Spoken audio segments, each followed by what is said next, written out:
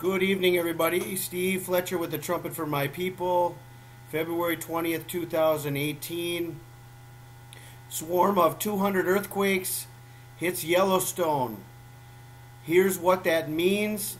This is an article from today, February 20th, 2018, from Live Science.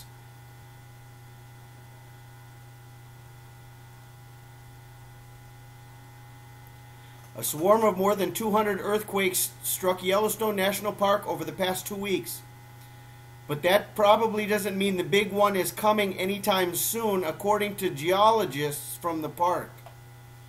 The 200 temblors began on February 8th and ramped up on February 15th in an area about 8 miles, 13 kilometers northeast of West Yellowstone, Montana, according to the U.S. Geological Survey.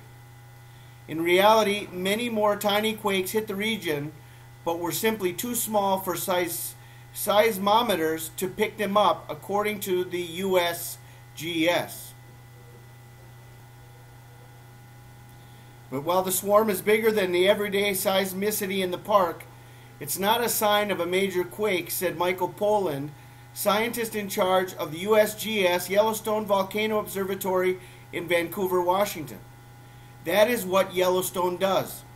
This is Yellowstone being Yellowstone, Poland told Live Science. It experiences swarms all the time.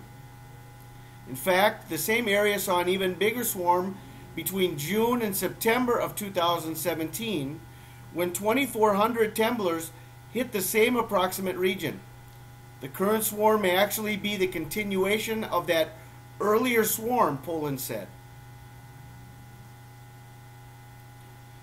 An earthquake swarm is usually defined as a higher than average number of earthquakes striking an area over a relatively short period of time, typically without a single main shock, according to the University of Utah seismograph stations, which measure seismic activity in Yellowstone National Park. These swarms occur when stress levels shift among smaller faults in an earthquake region, according to the USGS. Swarms typically have two ultimate causes: shifting at major tectonic plates or movements of water, gas, or magma under the surface. As the abundance of hot springs and mud pots reveals, Yellowstone has plenty of fluid and gas just beneath the ground surface. Yellowstone is also in a region that is being stretched and pulled apart, according to the USGS. As a result, small quakes are the norm in Yellowstone, which is typically hit by 1,000 to 3,000 quakes a year, according to the National Park Service. The biggest quake on record there was the magnitude 7.3 Hebgen Lake quake in 1959.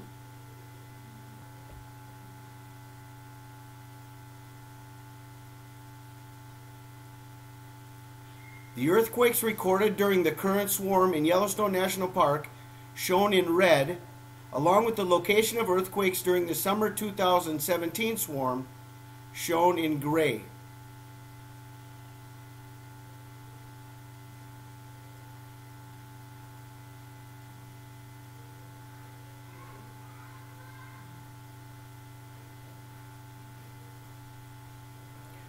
What does it mean? So does the new earthquake swarm mean that Yellowstone is at greater risk for the big one? Probably not. Scientists still don't know exactly how swarms up the odds of major quakes, but a region's seismic history can provide some clues, Poland said. In this instance, the area, which is near Norris Geyser Basin, is usually extra swarmy, he added. This particular area especially is a hotbed of swarm seismicity, and it has been for quite a while, Poland told Live Science. What's more, the biggest shaking recorded in this swarm topped out at magnitude 2.9, which isn't particularly strong.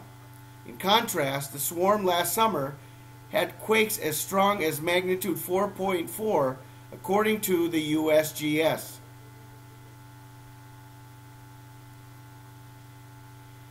The new swarm isn't quite business as usual, but it's close, he added.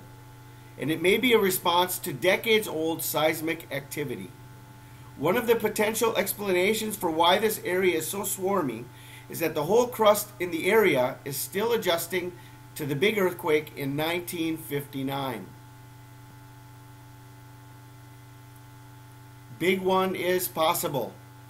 That said, a large earthquake is an underappreciated risk at Yellowstone, Poland said. Aside from the 1959 quake, a magnitude 6.1 quake struck the Yellowstone region in 1975, according to the University of Utah seismograph stations. People tend to focus on the possibility of a huge eruption, which is vanishingly small, but magnitude 7 earthquakes could happen comparatively more often, Poland said. When they do happen, they're going to shake the region pretty severely, so people should be prepared for that. If the Yellowstone supervolcano were to blow, and if the eruption resembled the big ones that occurred hundreds of thousands of years ago, the resulting far-flung ash spewing out could devastate the United States, Live Science previously reported. Okay guys, before I close this, I want to just bring to your attention one thing. This article mentioned that this present swarm is quite possibly a continuation of the swarm that was happening last summer and into September of last year. So we are looking at, here's a connection between September and now, with this being a continuation of the swarms that were occurring in September. And so what we have here, as the Revelation 12 sign was approaching in September, there was an uptick in swarm activity, and now we have another uptick in swarm activity, and there's a connection. They're showing, this article shows a connection between what is happening now and what happened earlier, especially leading up to September of last year. And I think this is very significant that is mentioned within this article in Live Science. Pray you guys are blessed tonight. Amen.